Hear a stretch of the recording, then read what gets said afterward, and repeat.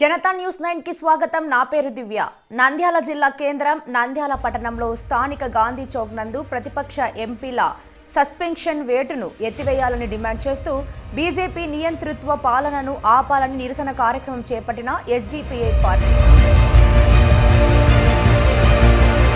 SDPI party రాష్ట్ర అధ్యక్షులు హఫీజ్ హతావుల్లా ఖాన్ మాట్లాడుతూ ఈ నెల 13వ తేదీ పార్లమెంటులో జరిగిన భద్రతా వైఫల్యంపై కేంద్ర హోం మంత్రి అమిత్ షా ప్రకటన చేయాలంటూ నిరసనలు తెలుపుతున్న 143 మంది ఎంపీలపై సస్పెన్షన్ వేటు వేయడం దారుణమన్నారు.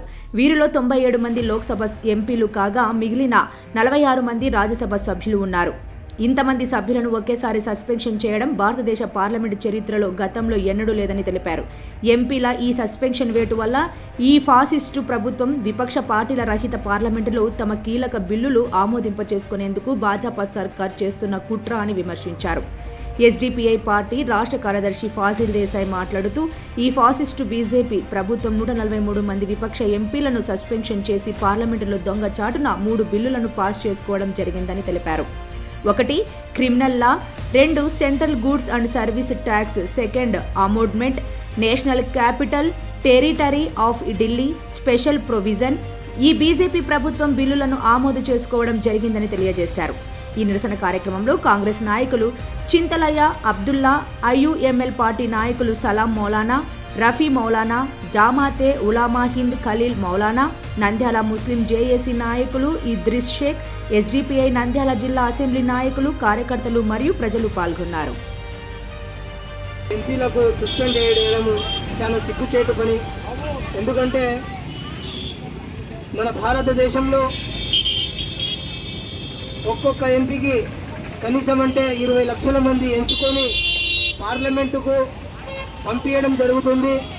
మీరు సస్పెండ్ చేయడానికి కాదు, భారతదేశంలో వచ్చే సమస్యలపై గలం ఇప్పడానికి. ఈరోజు మనం చూస్తున్నాము, బీజేపీ ప్రభుత్వం అధికారంలో వచ్చినప్పటి నుంచి ఈరోజు వరకు ఎవరికి కూడా భద్రత లేదు. లాస్ట్కు పార్లమెంట్లో కూర్చొని ఉన్న ఎంపీలకు కూడా భద్రత లేదు. ఇది చాలా సిగ్గుచేటు పని. అసలు ఏ రోజైతే పార్లమెంట్ పైన ఘటన జరిగిందో అదే రోజు బీజేపీ ప్రభుత్వం రాజీనామా చేయాలి. ఎందుకంటే భారతదేశంలో ఉన్న ఏ కులానికి చెందిన, మతానికి చెందిన, మానవత్వానికి చెందిన మరియు ఎవరికి కూడా భద్రత అనేది లేదు. ఏ గల్లీలో చూసినా, ఏ ఢిల్లీలో చూసినా, ఎక్కడ చూసినా కానీ బీజేపీ ప్రభుత్వం భద్రత అనేది కల్పించకపోవడం ఇది చాలా సిగ్గుచేటు పని. కొంతమందికి కాలంలో ఢిల్లీలో పార్లమెంటు సమావేశాలనే ఒక ఎంపీ, బీజేపీకి సంబంధించిన ఎంపీ పాసులు ఇచ్చి పంపించడం జరిగింది. అది ఎందుకంటే ఆ యొక్క ఎంపీ చేసే తప్పిదాలకు వాళ్ళు పార్లమెంట్లోకి పోయి గ్యాస్ బాంబు చేసి అక్కడ ఎంపీలను భయభ్రాంతులు గురి చేస్తే అక్కడ ఉన్నటువంటి ఎంపీలందరూ కూడా పారిపోవడం జరిగింది. దానికి పర్యవసానంగా మా రాహుల్ గాంధీ గారు, మా యువ నాయకుడు ఒకరు బెదిరించి వారిని బయటికి పంపించడం జరిగింది.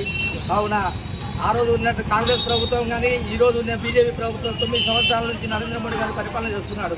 ఈ నరేంద్ర మోడీ గారికి ఏమి తెలుస్తుందని పార్లమెంటు గురించి ఆ రోజు బాబాసాహెబ్ అంబేద్కర్ గారు రాసిన రాజ్యాంగాన్ని పార్టీ కాంగ్రెస్ పార్టీ అని చెప్పి ఆ రోజు ఎస్సీ, ఎస్టీ, బీసీ మైనార్టీలందరికీ కూడా రక్షణ కల్పించే పార్టీ ఏదైనా చేస్తే భారతదేశం ఒక కాంగ్రెస్ పార్టీ అని చెప్పి చెప్పక తప్పలేదు. ఈరోజు కూడా మా అధినేత్రి సోనియా గాంధీ గారు కూడా పార్లమెంట్లో నిన్నటి నుంచి పోరాడుతుంది. అయా అమిత్ షా గారు దానికి సంబంధించిన కేంద్రం మన ప్రధానమంత్రి నరేంద్ర మోడీ గారు సమాధానం చెప్పాలని చెప్పి పార్లమెంట్ నుంచి 143 మంది ఎంపీలను ఎందుకు సస్పెన్షన్ చేశారు? ఒక మహిళని చూడకుండా కూడా తృణమూల్ కాంగ్రెస్ పార్టీ మోదీ గారిని కూడా సస్పెండ్ చేయడం జరిగింది. అలాగే మా రాహుల్ గాంధీ గారిని కూడా సస్పెన్షన్ చేసి పర్యవసానంగా కోర్టు తీర్పిచ్చి తప్పు రాహుల్ గాంధీ అని చెప్పి బీజేపీకి చెంపపెట్టు వేసింది. అలాగే బీజేపీ పార్టీ ఈ నరేంద్ర మోడీ గారు మణిపూర్లో జరుగుతున్న అందరిలో కూడా సమాధానం చెప్పాలని చెప్పి మా యువ నాయకులు మణిపూర్ను సందర్శించడం జరిగింది. అలాగే మణిపూర్లో కానీ ఎక్కడ చేసిన భారతదేశంలో మైనార్టీల మీద కానీ, ఎస్సీ, ఎస్టీల, బీసీల మీద కానీ రక్షణ లేకుండా చేస్తున్నటువంటి ఈ యొక్క బీజేపీ పార్టీని మనం 2024 సాగడం పాలన బాధ్యత మన అందరి మీద ఉంది. యువత, బేరోజ్గార్ యువత, నిరుద్యోగ యువత తన బాధను వెళ్ళగట్టుకోవడానికి పార్లమెంట్లో దూరి ఏదైతే స్మోక్ డబ్బాలను విసిరి తమ యొక్క నిరసనను తెలియజేశారు. వాళ్ళు చేసింది ముమ్మాటికి తప్పే, కానీ వాళ్ళు లేవనెత్తిన అంశాలు మాత్రం చాలా ముఖ్యమైనవి సోదరులారా. వాళ్ళు మాట్లాడింది నిరుద్యోగం పైన. అక్కడికి వెళ్ళి పార్లమెంట్లో వాళ్ళు దాడి చేసి వారి యొక్క నిరసనను దేశవ్యాప్తంగా చేశారు. వాళ్ళు నిరుద్యోగం పైన, దేశంలో నెలకొన్న అసమానతల పైన వాళ్ళు నోరెత్తడం జరిగింది. ఇది మాట్లాడడానికి దీనిపైన జవాబు ఎక్కడ వస్తుందోనని నేడు పార్లమెంట్లో ఈ యొక్క పైశాచిక ప్రభుత్వం, నియంతృత్వ ప్రభుత్వం సుమారు 143 మంది ఎంపీలను సస్పెన్షన్కు గురి చేయడం జరిగింది. ఇటువంటి నియంతృత్వ పరిపాలనలో ఇంతకంటే ఏం ఆశించగలం? వాళ్ళు ఏం చేస్తారు? ప్రజాస్వామ్య దేశం అయితే వాళ్ళు బయట నిలబడి నిరసన తెలిపితే వారి యొక్క మాటని వాల్యూ ఇచ్చి వారికి న్యాయం జరిగేది. కానీ భారతదేశంలో అటువంటి పరిస్థితులు లేవు. మేము చూసాము, కొన్ని సంవత్సరాల క్రితం రైతులు ఆందోళన చేశారు. ఢిల్లీ దగ్గర కూర్చొని పంజాబ్కి చెందిన రైతులు, దేశానికి చెందిన రైతులు సుమారు 700 మంది ఆ యొక్క నిరసన కార్యక్రమంలో చనిపోవడం జరిగింది. అప్పటి వరకు కూడా మీ మనసులు కరగలేదు. ఆ తర్వాత సిఏఏ ఎన్ఆర్సీ కోసం షహీన్ బాగ్లో ఎంతోమంది ఆడపడుచులు ధర్నాలకు నెలలు కూర్చొని గిన్నిస్ బుక్ రికార్డు సృష్టించారు.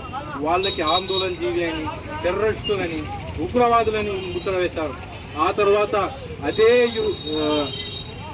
రైతులు హర్యానాలో, ఉత్తరప్రదేశ్లో ధర్నా చేసుకుంటూ పోతుంటే వెనుక నుంచి జీపు తొక్కించుకొని పోయి సుమారు 7 మందిని చంపేయడం జరిగింది.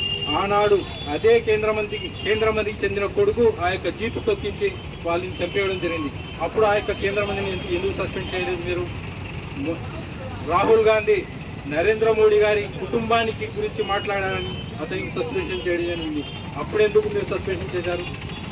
నేడు టీఎంసీ తృణమూల్ కాంగ్రెస్కి చెందిన ఎంపీ మహువా మొయిత్రా ఎవరి దగ్గర డబ్బులు తీసుకొని పార్లమెంట్లో మాట్లాడుతుందని చెప్పేసి పార్లమెంట్ ఎథిక్స్ ఉన్నాయా అసలు పార్లమెంట్ ఎథిక్స్ కమిటీ నివేదిక ఇచ్చిందని మహువా మొయిత్రాని మీరు సస్పెండ్ చేశారు.